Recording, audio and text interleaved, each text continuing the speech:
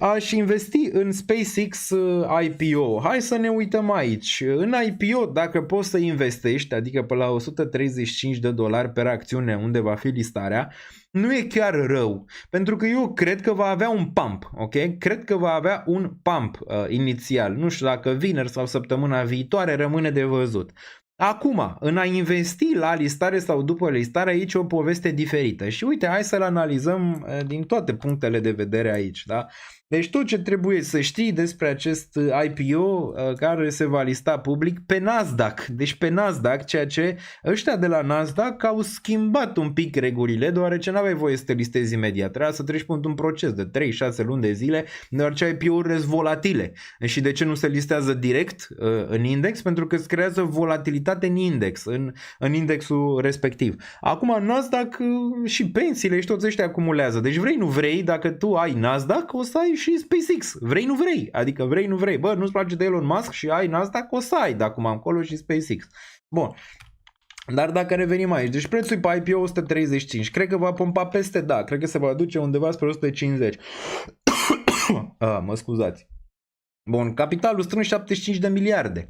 Asta e cel mai mare IPO din istorie. Evaluarea 1,75 de trilioane. Deci nu există așa listare și imediat facem comparația cu ce s-a întâmplat pe cripto în 2021, deoarece e o comparație destul de bună. Știți etapele alea cu IDO-urile când se listau toate proiectele astea? Prima dată se listau la niște capitalizări mai mici. Nu știu, ai văzut, s-a listat Palantir, Meta, Coin, astea s-au listat la niște capitalizări mici și au crescut pentru că au făcut ceva și au avut profitabilitate și o să vedem imediat mai departe în acest grafic ce profitabilitate are Meta versus ce profitabilitate are SpaceX cu toate companiile care sunt în SpaceX, da? Dar s-a listat la niște valori mai mici, ok? Și apoi investitorii, da, au băgat în Meta și au făcut o profitabilitate mare, inclusiv eu am investit în Meta din 2022-2023 și mi-a făcut o profitabilitate foarte bună, dar era la un nivel de investit, pentru că nu era la 1,45 trilioane cât e momentul de față Meta, ci era mult sub 1 trilion, adică era la un nivel destul de bun pentru un investor să se gândească, ok, să te uiți la toți indicatorii ăștia economici ai companiei și să zici, da, e bun de investit, ăsta va crește destul de bine, da? Dar nu e cazul SpaceX, având în vedere că se listează la 1,75 și de aici și comparația cu cripto. Știți că în 2021 IDO-urile alea toate veneau fie pe Binance, fie pe altceva, fie pe orice, să listau. La început, ați văzut, să făceau X-uri, imediat la listare se făcea, era FOMO, investitorii de retail intrau, mergea. Pe urmă, după vreo 3-6 luni de zile, n-a mai mers, orice să lista pica,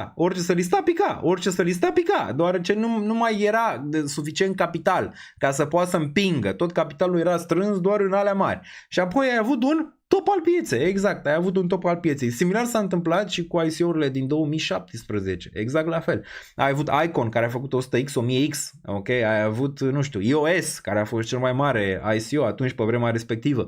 S-a dus foarte sus, dar iOS a și marcat un pic topul, deoarece s-a listat la o capitalizare mult prea mare și nu numai asta, n-a mai putut să atragă lichiditate. A avut un pump inițial și apoi a picat și n-a mai putut să facă nimic, da? Similar și aici, ai o evaluare la 1,75 de trilioane, tickerul o să fie SPKX, o să fie pe Nasdaq, vineri 12, deci probabil undeva la ora 4:30 ora României. Dacă se întâmplă ceva, poate vă fac și un video, un short, rămâne de văzut. Deci prețul IPO, alocare 135, preț la listare, deschidere poate fi diferit pe bursă.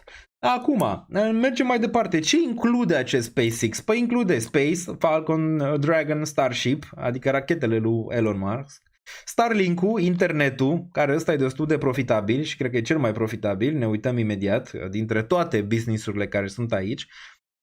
AIX, XAI și Grok, aici se poate vedea, asta e printre cele mai neprofitabile de până acum și o gaură de bani, iar Tesla nu este în SpaceX. Acum, ce cred că se va întâmpla, cred că Tesla va intra în SpaceX în următorul an 2.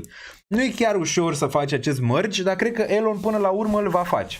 Ok, în următorul an, 2, e posibil Tesla să nu mai există și să ai toată compania care se numește direct SpaceX și atunci, da, putem vorbi de o altă evaluare. Dar, momentan, se poate observa aici, astea sunt companiile. Acum, hai să ne uităm la venituri pe 2025, da? În Starlink 11 miliarde, SpaceX-ul 4 și AI-ul ăsta, adică XAI 3. Total 18,67 de miliarde. Atât. Deci astea sunt veniturile pe 2025, da? Țineți cont de asta că mergem un pic mai jos și vedem. Chemați-vă prietenii, vecini, analizăm desigur SpaceX-ul dintr-o perspectivă economică, profesionistă, ca să decidem ce naiba facem cu el și cum îl vom tranzacționa. Bun, financiar 4 aici, 2025, venituri, se poate vedea 11,67, EBITDA, care este profitul operațional și ajustat 6,58, pierderea netă, o putem vedea aici, deci a avut pierdere netă de 4,94 de miliarde SpaceX, dar creșterea versus 2024 totuși este de un plus 33%. Ok, bun, mergem mai departe. Cine controlează această companie? Spre deosebire de Tesla, aici Elon Musk are mult mai multă putere. De aici și dorința lui Elon, să treacă Tesla în SpaceX, deoarece în Tesla nu are atât de mult. Uite, aici are voting power 83,8%. Deci el controlează compania. Ca să o luăm așa, cu un equity de 42,5%, în Tesla are vreo 15%, din câte țin eu bine minte când m-am uitat ultima oară pe companie. Da? Bun. Și putem să vedem că e fondator din 2002. Aici Elon Musk nu ne interesează neapărat asta, dar asta ne interesează aici, că are un voting power, deci el decide, 83,8 aici, da? Deci el decide și el decide ce se întâmplă mai departe cu compania. Bun, și asta e un punct important aici, deoarece dacă cumperi SpaceX, mergi pe o încredere oarbă în Elon Musk, asta cumperi de fapt, o încredere oarbă în Elon Musk, care va fi, clar, trilionar, nu? Având în vedere că, uite, pachet estimat al lui Elon 744 de miliarde și mai are și din Tesla, așa, face peste 1 trilion, o să fie primul trilionar, cred că deja e oricum. Bun, hai să vedem comparația aici PS, adică valoarea companiei împărțită la veniturile anuale și asta vreau să fiți foarte atenți aici, cu cât e mai mare, cu atât compania este mai scumpă raportată la vânzări. Și țineți-vă bine, aici, dar nu este aici cel mai șocant lucru, mergem la următorul, da, hai să ne uităm aici, da.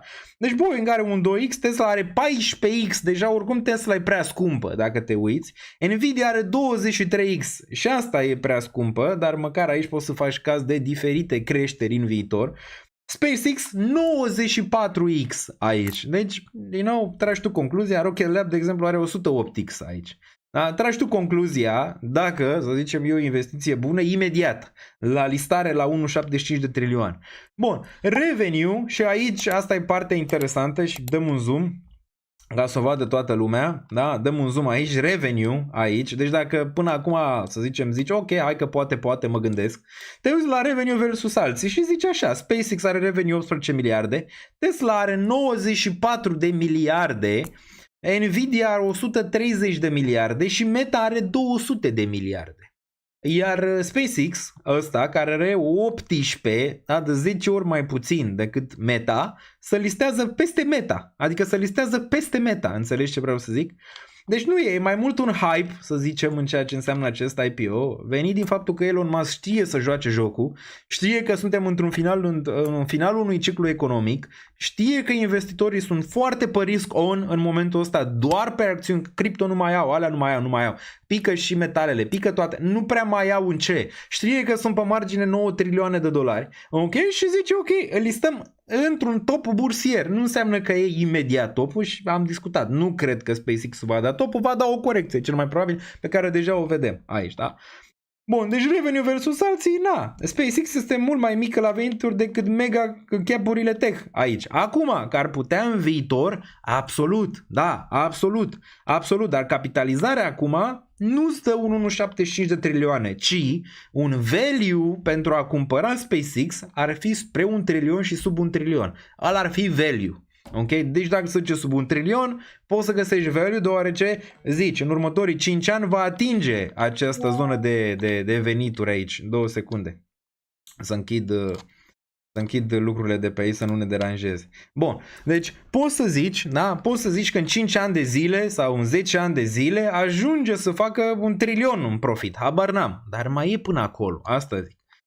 Mai e mult până acolo. Acum, când poți vinde acest IPO? Deci dacă ai investit în IPO și ați văzut că Elon a făcut o mișcare 20-30% de prima dată în istoria, dar la retail, ok, doar ce a zis, bă, retail-ul până acum a investit în cripto, în astea, pentru că nu putea intra în aceste IPO-uri. Hai că dau eu 20-30%. De ce a fost o mutare bună? Ca să facă pump and dump. De asta, doar ce știe că retail-ul, dacă acțiunile sunt blocate și ele sunt blocate, uite, Elon Musk și insiderii majori au loc-up 366 de zile, unele acțiuni restricționate pot începe să vândă după primul raport trimestrial în tranșe de până la 20% doar, deblocarea etapizată nu clasic, 180 de zile pentru toți în afară de Elon. Aici, ok?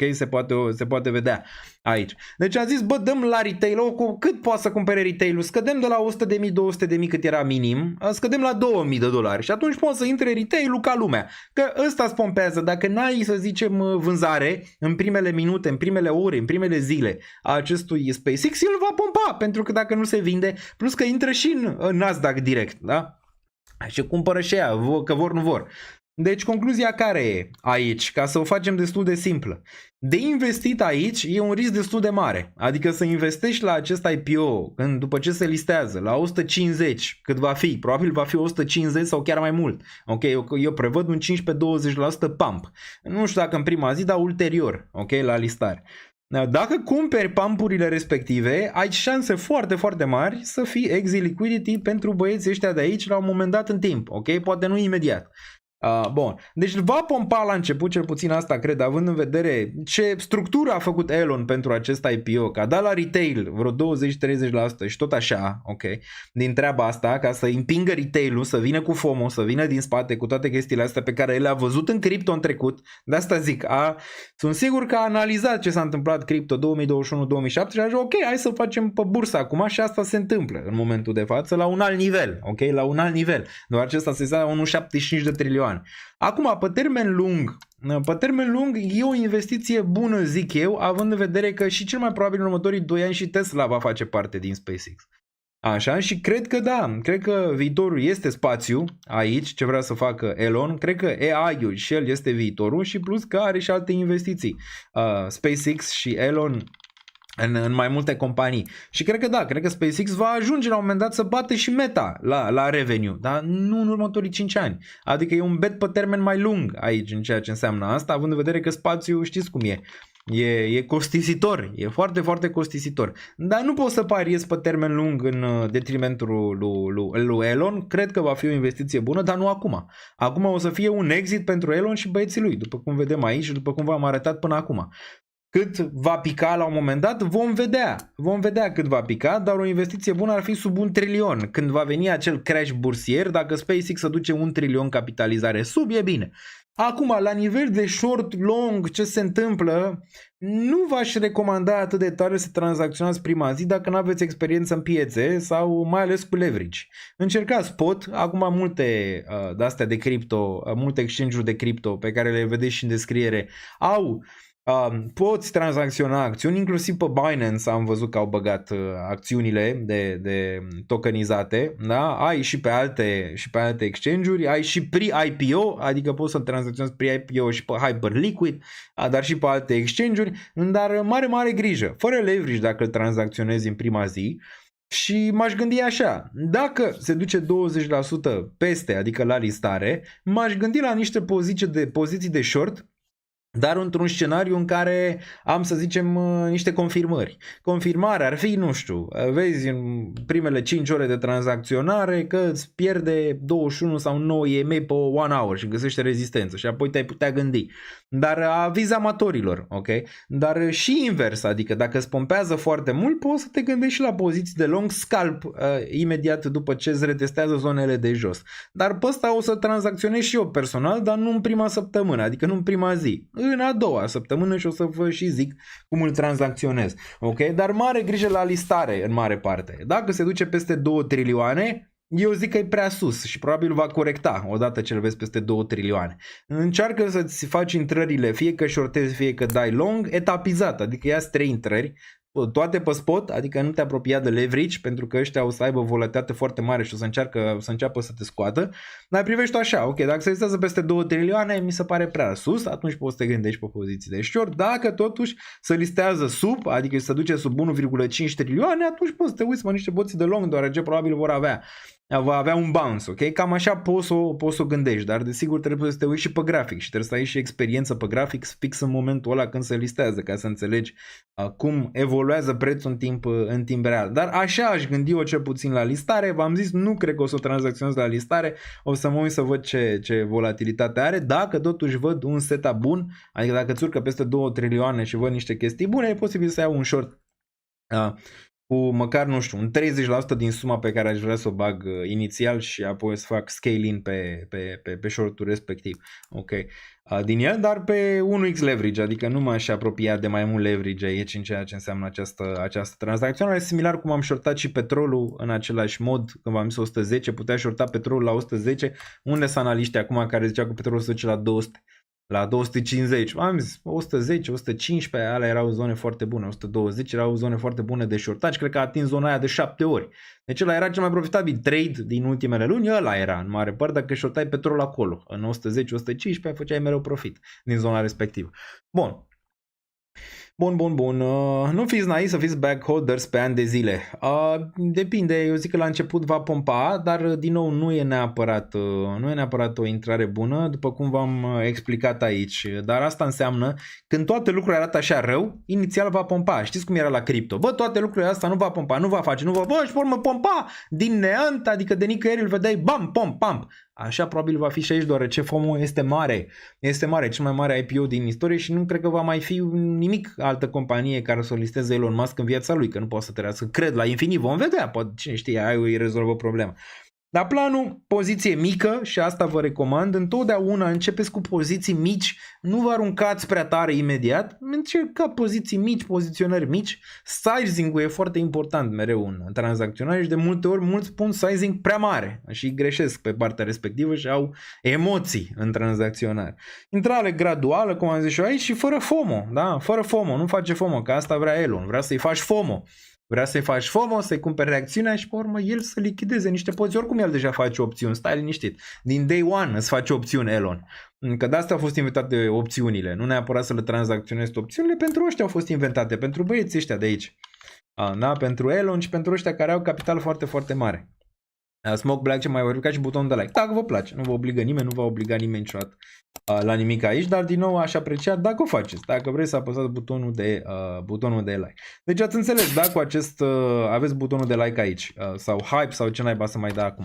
Ați înțeles ce se întâmplă cu acest IPO și de ce aveți mare grijă pe termen lung, da, dacă vrei să deții pe următorii 5 ani, poți să cumperi și la listare, nu e o problemă și să-ți faci un DCA din zonele de jos. Dar dacă nu poți să ții 5 ani de zile și să vezi cum scade, mai bine aștepți o corecție mai mare. Care ar fi corecția, având în vedere unde e în momentul de față, se înțează la 1,75, dacă se duce măcar la sub 1 trilion, el, dacă te uiți aici, atent, el ar fi trebuit să listeze mult sub 1 trilion. Deci eu cred că o valoare, să zicem, reală, bună, pentru acest IPO ar fi fost undeva pe la 500-700 de miliarde, pe acolo pe undeva. În zona respectivă. Fair game. Da, mai aproape de 500 de miliarde. Dar având în vedere că ești într-un hype mare și oamenii pariază pe viitor și ce ar putea face Elon în viitor cu SpaceX, capitalizarea e unde e. Nu e într-un moment bun.